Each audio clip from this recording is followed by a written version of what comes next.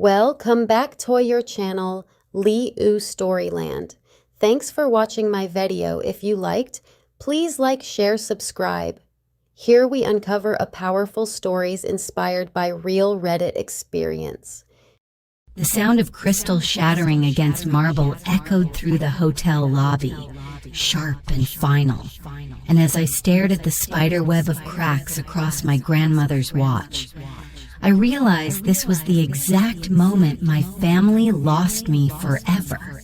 I never imagined I would be capable of abandoning my own parents and sister in the bitter 14-degree cold of Aspen, Colorado, while I sat alone beside a private fireplace with a glass of Opus One warming my palms.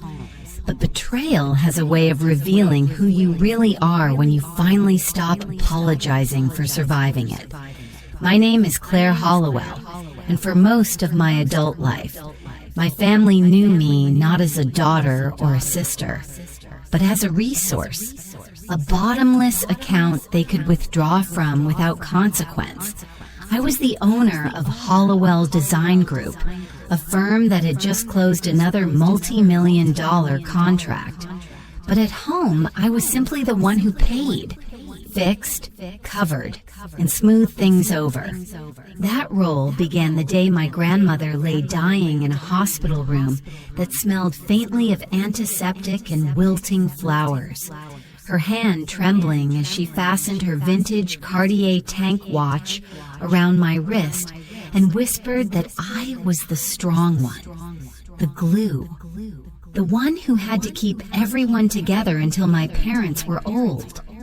I promised her I would, not realizing how expensive that promise would become. For 10 years, I kept it. I paid my younger sister Tessa's car lease, wiped out my parents' debts more than once, and let them live rent-free in an apartment I owned while they criticized my personality and praised Tessa's charm. That watch stayed on my wrist every single day, its steady ticking a reminder that time was moving forward even when my life felt stuck in place, working late nights to fund people who never saw me as anything but reliable. When my parents' 35th wedding anniversary approached, I convinced myself that generosity might finally earn affection. So I planned a 3-day luxury trip to Aspen, covering everything down to dinner reservations and spa packages, spending nearly $40,000 without hesitation. I booked first-class flights for everyone, convinced myself this was a gift, not a test, and boarded the plane telling myself this time would be different. It wasn't. The cabin smelled of leather and expensive cologne, and as the flight attendant placed champagne flutes on our tray tables, Tessa reached over without looking at me, took the glass from my hand, and told me my face got red on camera and water would be better for me anyway. She filmed herself pretending to sip champagne she didn't intend to drink, while I sat there empty-handed, already shrinking. My mother, Evelyn, unwrapped a dove-gray Dior scarf Tessa had gifted her and gushed about her taste, praising her thoughtfulness while casually remarking that I made plenty of money but lacked heart. My phone vibrated with an American Express notification approving an $850 purchase at Dior, charged to my account under a supplementary card holder. Tessa had bought the scarf with my money and accepted praise for it while calling me cold. I didn't argue. I didn't correct anyone. I put on my noise-canceling headphones and stared out the window at endless white clouds, the Cartier watch ticking steadily against my skin as disappointment settled deeper than anger ever could. When we landed, the cold hit like a slap, sharp and unforgiving, and Tessa immediately began filming content while I wheeled luggage and managed logistics like always, in the airport restroom. I overheard her whispering urgently into her phone about a lingerie contract tied specifically to the master suite at our hotel.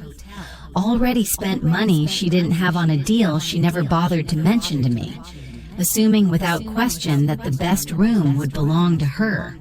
When she saw me, she brushed it off and asked if I'd booked the spa, already planning massages she never intended to pay for. By the time we arrived at the Little Nell, the mountain rising like a dream behind it, something inside me was already fraying. Mr. Hawthorne, the general manager, greeted me by name, 4 key cards waiting on the desk, and when Tessa reached for the master suite card without asking, instinct finally kicked in. I told her no, calmly, clearly, and for the first time in my life. I didn't back down. That was when she grabbed my bag, struggled with me in the middle of the lobby, then shoved me backward with a smirk that said she never believed I'd fight back. I fell hard, my wrist slamming into marble, and the sound of breaking glass rang louder than any scream I could have made. The pain in my wrist was sharp, but distant, eclipsed by the sight of my grandmother's watch destroyed beyond repair, its once pristine face reduced to jagged lines, and frozen hands stopped forever at 4:25 p.m. The exact second something sacred inside me finally snapped.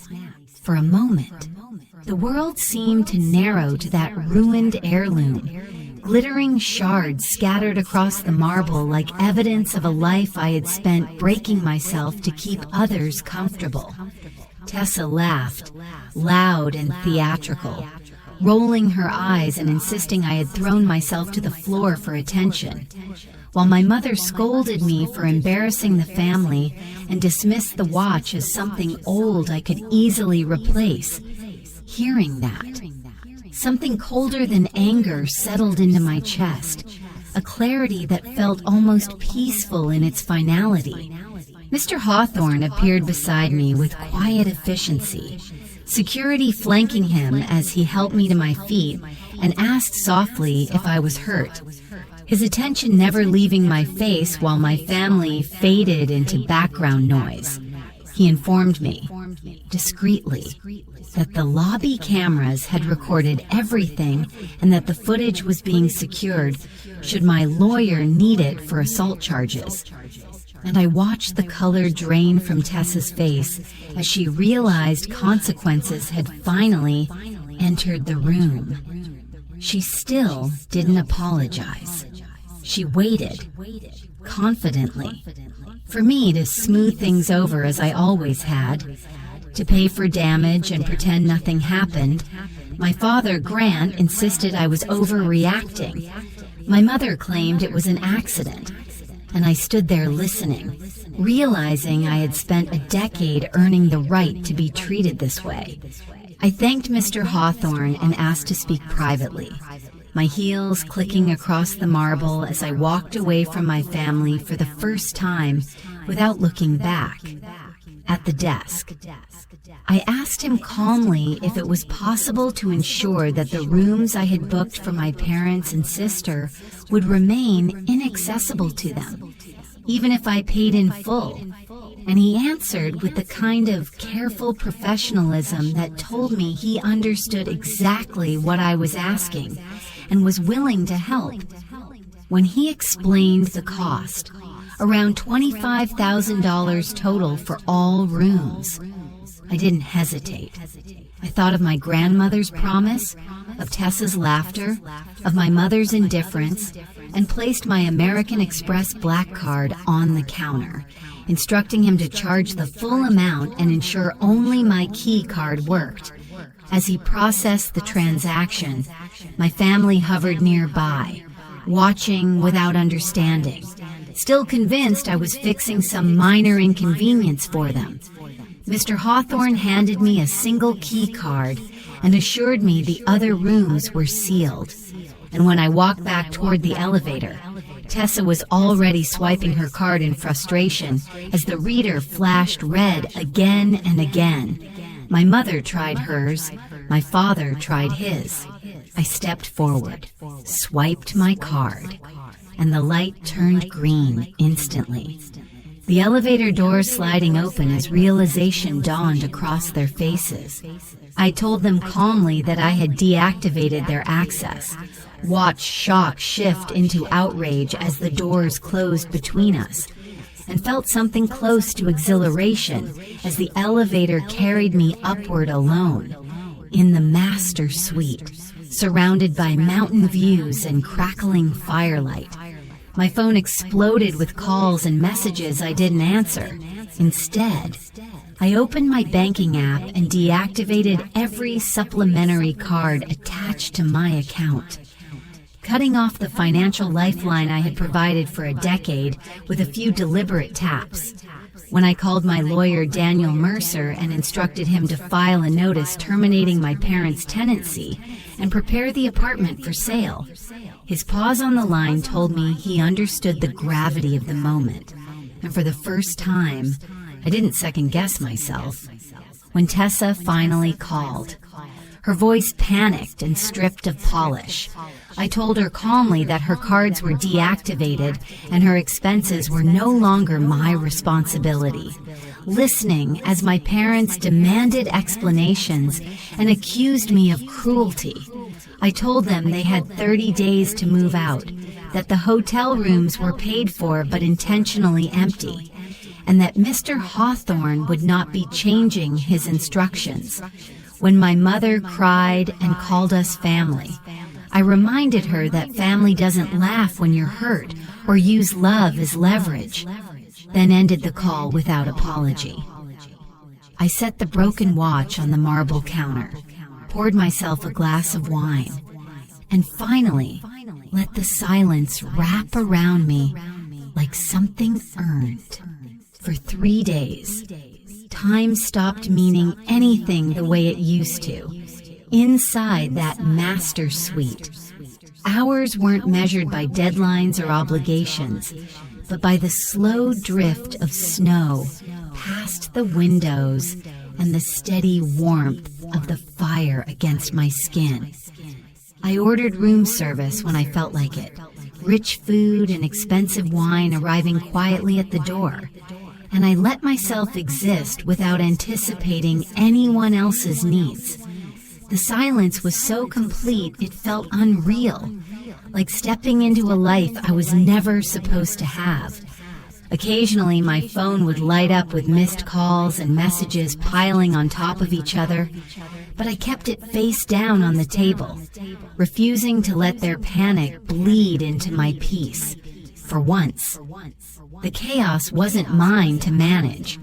On the final morning, as I packed to leave, Mr. Hawthorne mentioned almost casually that my family had taken a bus to a motel several towns away, having realized too late that Aspen didn't offer many affordable options once their cards stopped working. The image of Tessa, who once complained that foam texture ruined her latte photos, riding public transportation through the mountains, made something inside me loosen. Not out of cruelty, but out of recognition that consequences had finally arrived. When I boarded my return flight to Chicago, I felt lighter than I had in years, even with the broken watch carefully wrapped in tissue inside my bag, its weight no longer symbolic of duty but of closure. That illusion of calm shattered the moment I turned off airplane mode. Notifications flooded in from people I hadn't spoken to in years, colleagues, acquaintances, even my hairdresser, all reacting to a live stream Tessa had posted while crying in a dingy motel room. I watched it once, forcing myself not to flinch as she spun a story where she was the victim of an abusive, jealous sister who had assaulted her and abandoned elderly parents in a blizzard. The comments were vicious, strangers demanding my cancellation, speculating about my character, attacking my business. The old instinct surged instantly, the need to explain, defend, contextualize, to make myself understood. That instinct had ruled my life for years, and in that moment, I let it die. instead of responding publicly. I opened my laptop and drafted one email, addressed to Tessa, my parents, and no one else. Attached were 2 documents.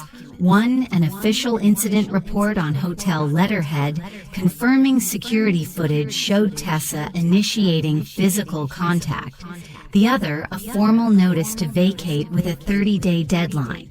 My message was 1 sentence long, telling them that if the defamatory video was not removed within 10 minutes, my lawyer would subpoena the footage and file suit for assault and defamation. I sent it at 6:47 p.m. and poured myself a drink, watching the clock with detached calm. By 6:55 p.m., the video was gone. 3 weeks later, my parents moved out quietly. I changed the locks the same day and listed the apartment for sale before the dust had settled. It sold within 48 hours. The speed felt symbolic, like the universe affirming a decision I'd spent years delaying. 5 months have passed since then, and my life now barely resembles the one I was living. Hollowell Design Group secured 2 major contracts, including a boutique hotel renovation and a private residence set to be featured in a major architectural publication. I bought a south-facing home in the West Loop, renovated it exactly to my taste, and didn't design it around anyone else's comfort. I didn't even give my family the address. They still try to reach me through relatives, through guilt and obligation, through messages accusing me of being heartless. I block them as they appear. I don't feel ashamed. I feel free. Sometimes I open my jewelry box and look at the broken Cartier watch. Its frozen hands marking the moment everything changed. I'll never repair it, but I can't throw it away either. It reminds me that love without respect is just a transaction, and that choosing yourself isn't cruelty. It's survival. I don't know yet whether I'll maintain absolute no contact forever or provide one final gesture of support from a distance. But I know this. My life is no longer measured by what I owe other people. It's measured by peace, by purpose, and by the quiet certainty that boundaries are not betrayals. If this story resonated with you, if you've ever been the strong one carrying everyone else, take a moment to like, share, and subscribe, and let me know in the comments what you would have done in my place.